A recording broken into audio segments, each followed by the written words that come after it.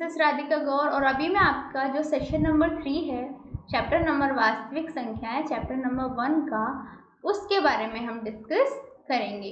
तो जैसे कि आप सभी को पता है कि हम यहाँ पे अभी क्या पढ़ रहे हैं, अभी हम अपना गणित का चैप्टर नंबर 1 दैट इज वास्तविक संख्याएं पढ़ रहे हैं। तो इस वास्तविक संख्याएं में हम करेंगे अपरिमेय संख्याओं का रिविजिट। ये आपका हमारा जो मैथ्स है 10th का, उसमें आपका ये काफ़ी इम्पोर्टेंट टॉपिक है कि आपको जो अपरिमेय संख्या हैं उनके बारे में कुछ और ज़्यादा डिटेल में पढ़ाया गया है। तो इस सेशन में हम वही समझेंगे कि क्या हम अपरिमेय संख्याओं के बारे में 10th में पढ़ने जा रहे हैं। 9th में तो आप पढ़ ही चुके हो, 9th में आप अच्छे से परिमेय संख्याओं के बारे में आपने पढ़ा था, अपरिमेय संख्याओं के बारे में पढ़ा था, आपने उनके गुणों के बारे में भी डिस्कस किया था। तो अब इस सेशन में, इस चैप्टर में, क्योंकि हमारा ये गिवन है टॉपिक, इसीलिए मैं आपको यहाँ पे डिस्कस करा रही हूँ। तो चलिए शुरू करते हैं। देखिए, सबसे पहले आपकी प्रमेय संख्या 1.3 आती है, जो जिसका ये स्टेटमेंट कहता है कि मान लीजिए p एक अभाज्य संख्या है। यदि p a स्क्वायर को विभाजित करती है तो p a को भी विभाजित करेगी। आप समझे कि यदि p एक अभाज्य संख्या है, यदि वो a स्क्वायर को भाजित कर रही है तो वह a को भी विभाजित करेगी ही करेगी। ठीक है, जहाँ a क्या होगा, a कोई धनात्मक पूर्णांक होगा। क्लियर?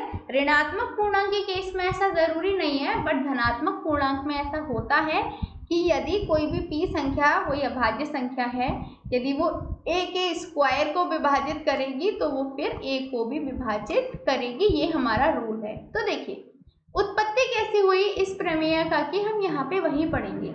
मान लीजिए a के अभाज्य गुणनखंड निम्नलिखित रूप के हैं। a बराबर है a p1 p2 dash dash dash pn, जहाँ p1 p2 pn ये अभाज्य संख्याएं हैं, परंतु आवश्यक रूप से भिन्न भिन्न नहीं है। क्लियर? अतः हम क्या कह सकते हैं कि a स्क्वायर बराबर क्या है, p1 p2 dash dash dash pn, फिर से कह सकते हैं p1 p2 dash dash dash pn, अर्थात p1 का स्क्वायर p2 का square dash dash dash pn का स्क्वायर, हम ये चीज कह सकते हैं। अब हमें दिया है कि जो p संख्या है वो a स्क्वायर को विभाजित करती है, इसलिए अंकगणित की आधारभूत प्रमेय के अनुसार जो p संख्या है वो a स्क्वायर का क्या है, एक अभाज्य गुणनखंड है।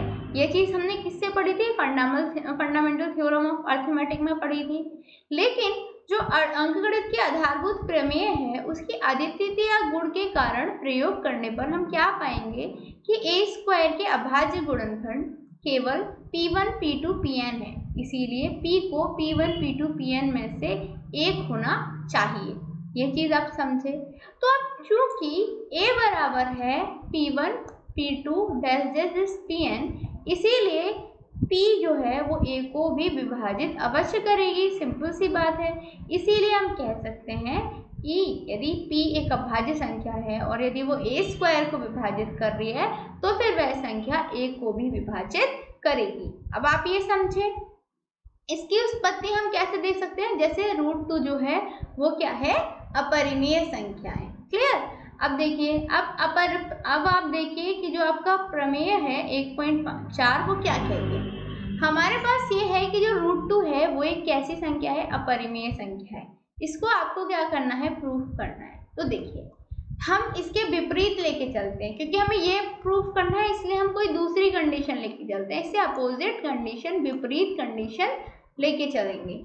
ठीक है? तो देखिए, मान लेते हैं कि √2 जो है एक परिमेय संख्या है। हम दो पूर्णांक r और s ऐसे ज्ञात करते हैं कि जो √2 बराबर r/s हो और s 0 के बराबर ना हो।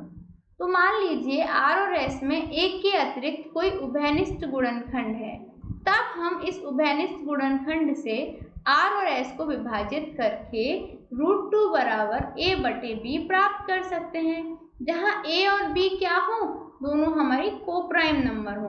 कोप्राइम नंबर का मतलब हुआ सह अभाज्य संख्याएं हो। ठीक है? अब यहाँ से हम देखेंगे कि b√2 किसके बराबर हो जाएगा, a के बराबर हो जाएगा। अब दोनों पक्षों का यदि हम वर्क करें तो हम पाएंगे कि 2b² a² के बराबर हो जाएगा, अर्थात कि जो 2 है वो a स्क्वायर को भी विभाजित करेगी। समझे आप ये चीज? तो इस तरीके से हम सवालों को देख लेते हैं। अच्छा, अब देखिए हमने जो प्रमेय 1.3 है उसके द्वारा क्या समझा कि जो 2 है वो a को विभाजित करेगा। ठीक है, अर्थात a बराबर 2c लिख सकते हैं, जहां c क्या है, कोई पूर्णांक है। अब a का मान प्रतिस्थापित करने के लिए हमें 2b स्क्वायर बराबर क्या मानना पड़ेगा, 4c स्क्वायर। ठीक है, किसका, 2b स्क्वायर बराबर 4c स्क्वायर, अर्थात यहाँ से b स्क्वायर बराबर हो जाएगा 2c स्क्वायर। इसका अर्थ है कि 2b स्क्वायर को विभाजित करता है और इसीलिए 2 और b को भी विभाजित करता है। अतः a और b में कम से कम एक उभयनिष्ठ गुणनखंड क्या है, 2 है। समझे आप? कलर चेंज करके समझाती हूँ, ये चीज आप हाईलाइट कर लीजिएगा, आपको ये चीज याद रखने की जरूरत है क्या, कि कम से कम एक उभयनिष्ठ गुणनखंड क्या है, कम से कम एक उभयनिष्ठ गुणनखंड हमारा कौन सा है, 2 है। समझे? अच्छा, परंतु अब आप एक चीज समझिएगा कि परंतु इससे इस तथ्य का विरोधाभास होता है कि a और b एक के अतिरिक्त कोई उभयनिष्ठ गुणनखंड नहीं है। जब ये विरोधाभास होता है तो इसके कारण हमें क्या प्राप्त होगा, क्योंकि हमारी जो त्रुटिपूर्ण कल्पना हमने जो कर ली थी वो रॉन्ग साबित हुई। इसका मतलब √2 कैसी संख्या है, परिमेय संख्या है। तो इसी जो बेसिकली जो परिमेय संख्या है ये वाली त्रुटि हमारी असत्य साबित हुई। तो यहाँ से हमारा निष्कर्ष क्या निकलेगा कि जो √2 है वो अपरिमेय संख्या है, परिमेय संख्या वो नहीं है। ठीक है, देखिए दोबारा से देखिए, हम यहाँ पे लेके चले थे कि जो √2 है हमारी वो कैसी संख्या है, वो हमारी परिमेय संख्या है, लेकिन अभी हमने यहाँ पे देखा कि हमारा जो कथन था वो असत्य साबित हो गया। इसीलिए इसका मतलब ये हुआ कि जो √2 है वो हमारी कैसी संख्या है, अपरिमेय संख्या है। आगे एक और क्वेश्चन देखिए, √3 जो है वो एक अपरिमेय संख्या है, ये ज्ञात करना है। तो इसमें भी हम क्या करेंगे, विपरीत लेके चलेंगे कि √3 हमारी परिमेय संख्या है। जब हमें किसी भी क्वेश्चन में ये निकालना हो कि वो संख्या अपरिमेय संख्या है तो हम विपरीत लेके चलते हैं कि जो वो संख्या है वो अपरिमेय नहीं, परिमेय संख्या है। जब परिमेय संख्या हमारा क्या हो जाएगा, गलत साबित हो जाएगा, तब हम कह सकते हैं कि हमने जो सवाल किया, जो हमने कंडीशन लेके चली वो गलत थी। इसका अर्थात ये हुआ कि हमारे जो भी नंबर है वो एक अपरिमेय संख्या है। हाँ जी, तो देखिए अभी हमने क्या माना, हमने ये माना कि जो √3 है वो क्या है, हमारी परिमेय संख्या है। अब हम ऐसे दो पूर्णांक a और b जो 0 के बराबर नहीं है वो लेके चलेंगे और प्राप्त करेंगे कि जो √3 है वो किसके बराबर है, a/b के बराबर। ठीक है, अब यहाँ यदि हमारे पास a और b है, उनमें a के अतिरिक्त कोई उभयनिष्ठ गुणनखंड हो तो हम उस गुणनखंड का भाग देके a और b को सहभाज्य बना सकते हैं। हम इस तरीके से लिखेंगे, ठीक है, √3। ठीक है, दोनों पक्षों को वर्क करेंगे तो हमें क्या मिलेगा, 3b स्क्वायर बराबर a स्क्वायर। ठीक है, सेम हमने क्या पढ़ा था प्रमेय 1.3 में कि जो a स्क्वायर है वो 3 से विभाजित है, तो मतलब 3 जो है a को भी विभाजित करेगा। तो हम a बराबर क्या लिख सकते हैं, देखिए हम लिख सकते हैं a बराबर 3c। ठीक है, और जहाँ पे c क्या है, एक पूर्णांक है। क्लियर? अब देखिए 3b स्क्वायर बराबर हम 9c स्क्वायर लिख सकते हैं प्रतिस्थापन करके, तो यहाँ से b स्क्वायर बराबर हो जाएगा 3c स्क्वायर। क्लियर? इसका अर्थ ये हुआ कि जो b स्क्वायर है वो 3 से विभाजित हो जाता है, इसीलिए जो परिमेय है वो b भी 3 से विभाजित हो जाएगा। क्लियर? तो a और b कम से कम एक उभयनिष्ठ गुणनखंड 3 होगा, ये हमारी ये कहती है। तो यहाँ पे हमने ये समझे हम कि जब हम इस तरीके से चीज़ों को देखते हैं तो यहीं पे हमारा ये कथन हमारा असत्य साबित हो जाता है। तो हम कह सकते हैं कि जो √3 है वो परिमेय संख्या नहीं बल्कि अपरिमेय संख्या है। आगे क्वेश्चन देखिए, क्वेश्चन हमारा ये कहता है कि आपको दर्शाना है कि 5 - √3 एक अपरिमेय संख्या है। ये दर्शाने के लिए आप विपरीत मानेंगे कि ये परिमेय संख्या है। आप दो सहभाज्य संख्या ज्ञात करेंगे और 5 - √3 को रख देंगे a/b के बराबर। यहाँ से 5 - a/b ये बराबर हो जाएगा √3 के। तो यहाँ से √3 बराबर हो जाएगा 5 माइनस 1/b, एक ही बात है, ठीक है। तो यहाँ से हमें क्या मिलेगा कि a और b हमारी पूर्णांक है, तो 5 माइनस a/b किसके बराबर हो जाएगी, एक परिमेय संख्या है। जहाँ पे जो √3 है एक परिमेय संख्या है, ऐसा इसने कहा। इस क्वेश्चन को सॉल्व करके हमें ऐसा पता पड़ा, लेकिन हमें इस तथ्य में विरोधाभास प्राप्त होगा, ठीक है, क्योंकि जो √3 है वो अपरिमेय संख्या है। यह विरोधाभास अपनी गलत कल्पना के कारण प्राप्त हुआ। कल्पना क्या की थी कि 5 माइनस √3 एक परिमेय संख्या है, तो ये कल्पना हमारी गलत साबित हो गई। अर्थात जब हमारी कल्पना ही गलत साबित हो गई तो हमने क्या निष्कर्ष निकाला कि 5 माइनस √3 कैसी संख्या है, एक अपरिमेय संख्या है, एक अपरिमेय संख्या है। क्लियर? आगे देखिए, अब आपको ये दर्शाना है, दर्शाइए कि आपके पास ये नंबर है और ये हमारी अपरिमेय संख्या है। तो जैसे मैं आपको बताती जा रही हूँ, आपको वैसे ही इस सवाल को हल करना है। आपको इसके विपरीत मान लेना है कि 3√2 एक परिमेय संख्या है, अर्थात आपको ऐसी सहभाज्य संख्या a और b चाहिए जिसको 3√2 बराबर a/b हो, ठीक है। यहाँ से √2 बराबर हो जाएगा a/3b। क्लियर? तो चूंकि 3a और b पूर्णांक हैं, इसीलिए a/3 भी एक परिमेय संख्या होगी, इसलिए √2 भी एक परिमेय संख्या होगी। लेकिन हमें इसका विरोधाभास प्राप्त होता है, क्योंकि जो √2 है वो एक अपरिमेय संख्या है।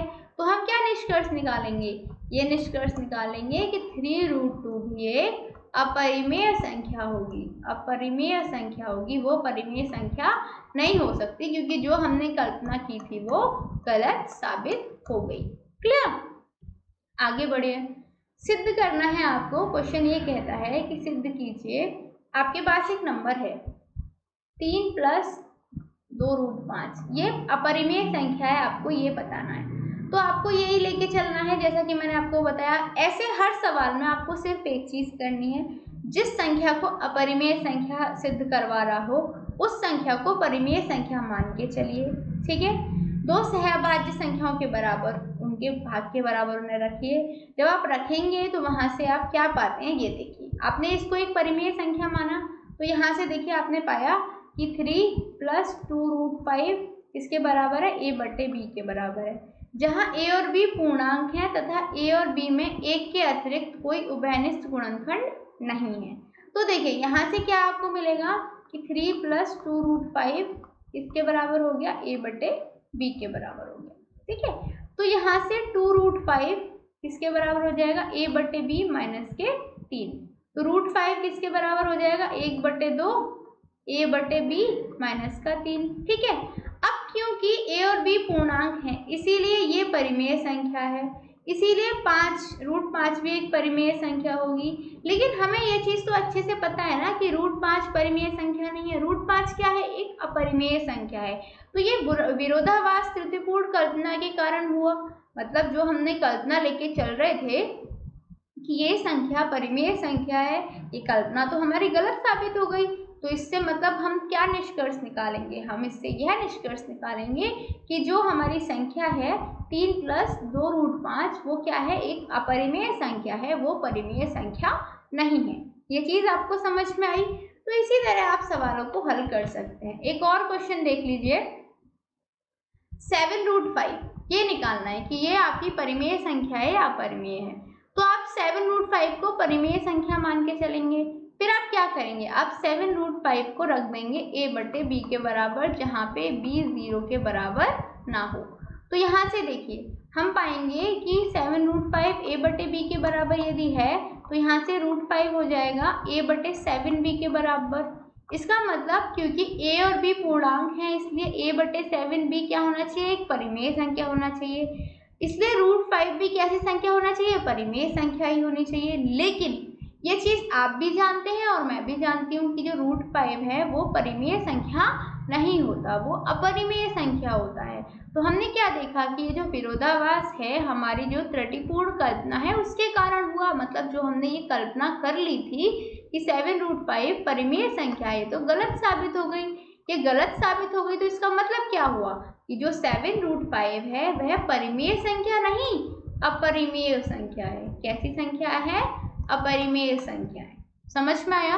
तो इस तरीके से हम अपने सवालों को हल कर देते हैं। आपको सिर्फ 3 ही चीज़ का ध्यान रखना है।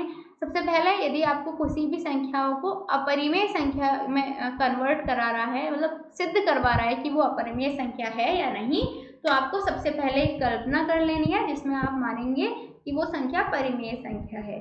जब आप उसको परिमेय संख्या के हिसाब से देख के चलेंगे तो अंत में आपको ज्ञात होगा कि आपकी जो कल्पना है वो तो गलत निकली। ठीक है, तब आपको रियलाइज हो जाएगा कि वो जो नंबर है वो परिमेय नहीं अपरिमेय है, और इस तरीके से आप अपने सवाल को हल कर देंगे। तो देखिए, आज हमने इस सेशन में क्या सीखा? आज हमने इस सेशन में अपरिमेय संख्याओं के बारे में सीखा, और ये सीखा कि कैसे हम सिद्ध कर सकते हैं कोई भी संख्या हमारी अपरिमेय संख्या है, परिमेय संख्या नहीं है। तो उम्मीद करती हूँ आपको जो मेथड्स मैंने बताए अच्छे से समझ में भी आ गए होंगे। सिर्फ 3 स्टेप थे और उससे आपको इजीली कोई भी क्वेश्चन आपका हल हो जाएगा। यदि आपको किसी भी सवाल में हल करने में परेशानी होती है तो आप आस्क एनी डाउट कॉर्नर का इस्तेमाल करके मुझसे सवाल पूछ सकते हैं। चलिए, मिलते हैं अगले सेशन में, तब तक के लिए शुक्रिया एंड गुड बाय।